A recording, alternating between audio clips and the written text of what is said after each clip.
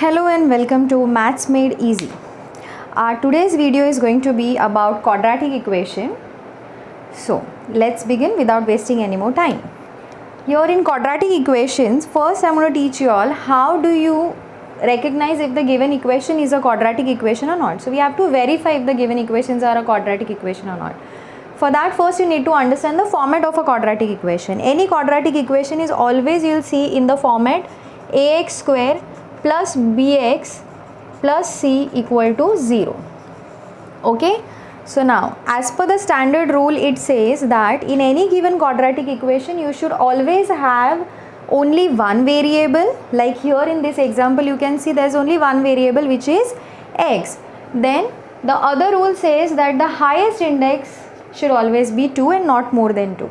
So considering those two rules, what are the rules? The first rule is there should only be one variable, and the second rule says that the highest index should only be 2 and not more than 2. So let's see. If I solve the first equation, which is x square plus 5x minus 2 equal to 0, here I will say in the equation x square plus 5x minus 2 equal to 0, x is the only variable and its highest index is 2. Therefore, x square plus 5x minus 2 equal to 0 is a quadratic equation. Alright? So, not every equation is going to be that easy and that simple. Let us see our next equation, third one.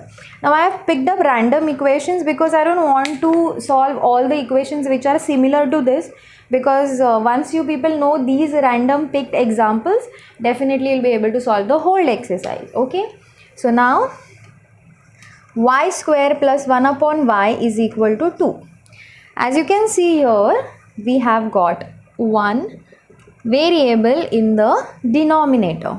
Now what do we do when we have something like this? If one denominator is there in the one variable is there in the denominator, then what is it that we need to do here? Simply we need to cross multiply them. Okay. Now how do we cross multiply them? Y square, when we multiply with y, we get y cube.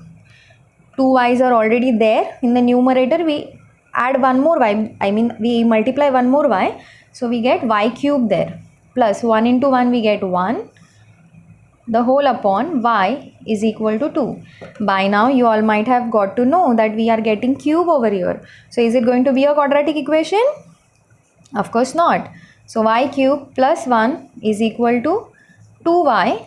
Therefore y cube minus 2y plus 1 equal to 0 will be, if we try to write it in standard form, it will be something like this. Then here we will say that y is the only variable but its highest index is not 2. Therefore, it is not a quadratic equation. Okay. So this is how we solve this type of question. Okay, let's try one more. This is how we did the first and the third one. Let's go for the fifth one. In the fifth question, you can see, students, there are two brackets which are to be multiplied with each other. Okay. So here I go with this question, which is m plus 2 in one bracket, m minus 5 in another bracket equal to 0. Let me just clear this mess. Okay. So now what do we do? How do we solve two brackets? How do we multiply them? You all have done it in your lower standards, but obvious you all must not be remembering it. I'm very sure about it. Okay. So m you write first and then you go for the other bracket, m minus 5. You pick the first term, then you pick the whole bracket. Again you pick the second term and you pick the whole bracket. equal to 0. If I continue solving, this m we have to multiply with both the terms inside the bracket. So when I multiply, I will be getting m square minus 5m plus same rule applied over here, 2m minus 10 equal to 0. So I get m square minus 3m. How I got minus 3m? See, here the variable is m and here also the variable is m. Whenever you have same variables, of course you can add, subtract those terms. Terms with, we call them like terms, okay? So these two are like terms, but one is having minus sign, the other having plus sign. So which rule we have to apply here? Subtraction rule. So I subtracted them, I got 3m minus 10 equal to 0. So this is our standard format, and here again I can see m is the only variable.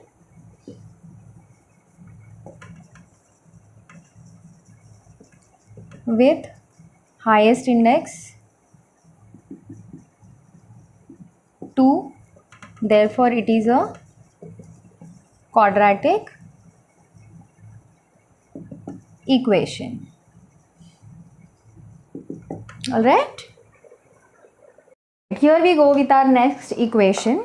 Now in this question they have asked us to find if the roots given against every equation, means we don't know if they are the roots or not, but the values given against every equation, we just have to put it in that equation and have to check, verify if they are the roots of given equation or not. How are we able to identify whether they are really the roots of given equation or not? Let's see.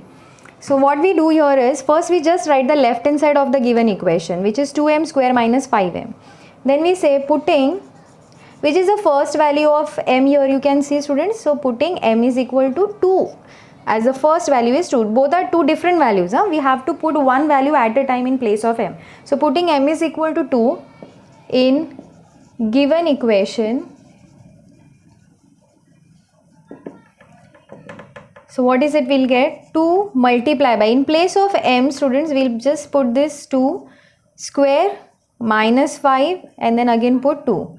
So 2 multiply by 4 minus 10, which gives me 8 minus 10, which is minus 2. But minus 2 is not equal to our RHS. RHS means right hand side. What is the right hand side, students? You can see it is 0. So it is not coming equal to 0. So I will say is not equal to 0. Therefore I will say LHS, that is left hand side, is not equal to right hand side. Therefore m is equal to 2 is not a root of given quadratic equation. Okay, this is how we find whether it is a root or not. Let us try and solve one more time for 5 upon 2 now. So again, just in place of m, I don't have to put 2 now, I have to replace it with 5 upon 2. So let's try and see. I'll just replace it with 5 upon 2 and I'll put the same thing, 5 upon 2 in place of m, and I'll square minus 5 multiply by 5 upon 2. So 2 multiply by, square it, 5 square is 25, 2 square is 4, minus 5 5s are 25 upon 2. This 2 and this 4 can get cancelled, 2 1s are and 2 2s are. So we get 25 upon 2 minus 25 upon 2, and the answer is 0. So yes, this is equal to right hand side. Therefore I can say left hand side is equal to right hand side, and therefore I can say m is equal to 5 upon 2 is a root of given quadratic equation. Okay, now in our next question they have given us the value of one of the root of given quadratic equation, but in that quadratic equation one of the coefficient is missing.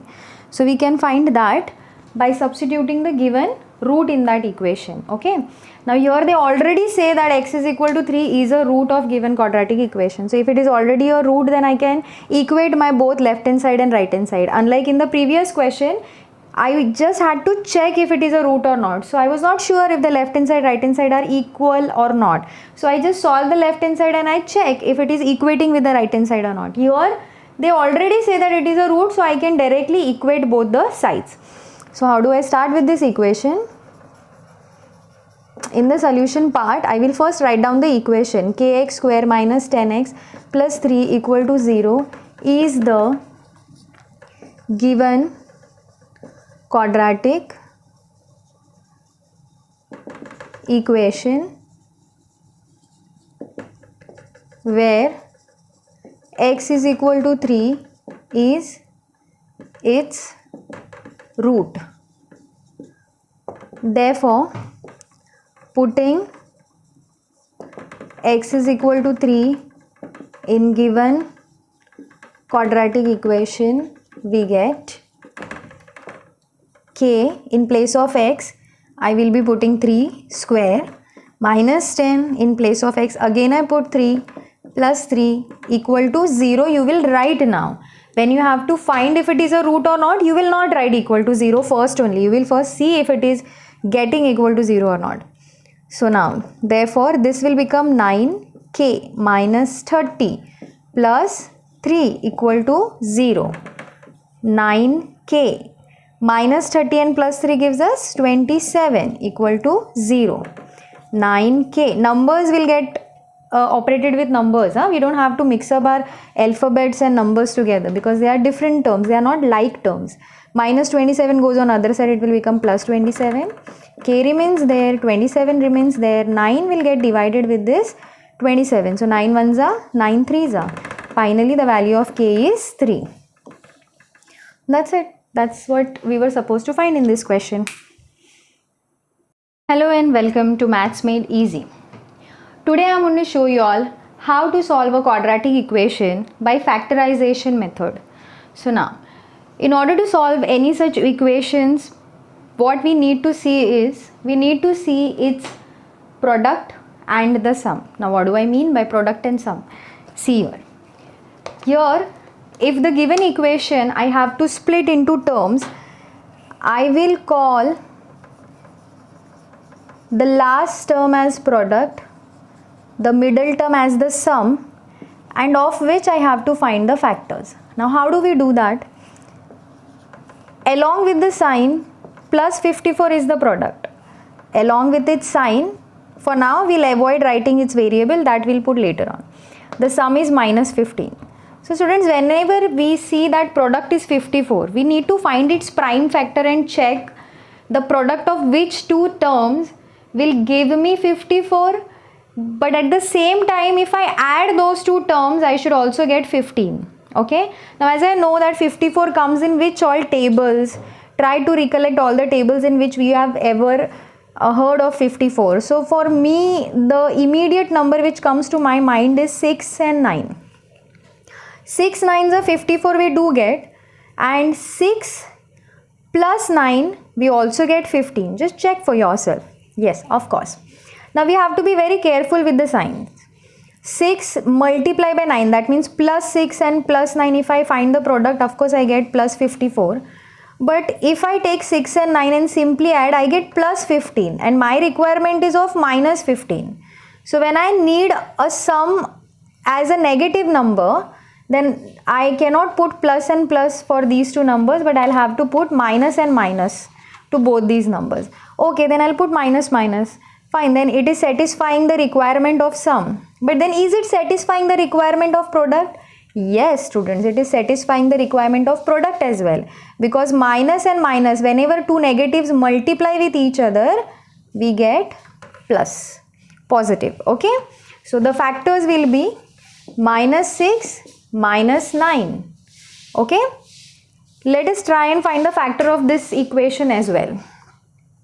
Now, what is the major difference between these two equations is here in the first term we had 1 as a coefficient. Nothing is there means 1 is there.